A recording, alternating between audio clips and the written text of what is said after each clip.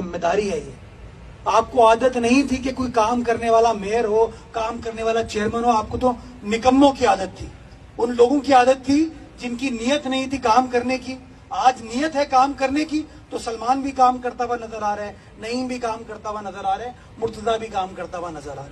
दूसरे लोग जो कहते हैं कि कोई चीज बता दो कि शहर कराची के अंदर पीपल्स पार्टी ने की हो, मैं ये बताना चाहूंगा, एक जमाना ऐसा था कि शहर कराची में हम लोग ऐसे बैठ नहीं सकते थे।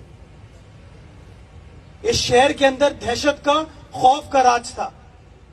इस शहर के अंदर सनतों को बंद करके आग लगा दी जाती थी, लोग जल जाते थे, झुलस जाते थे।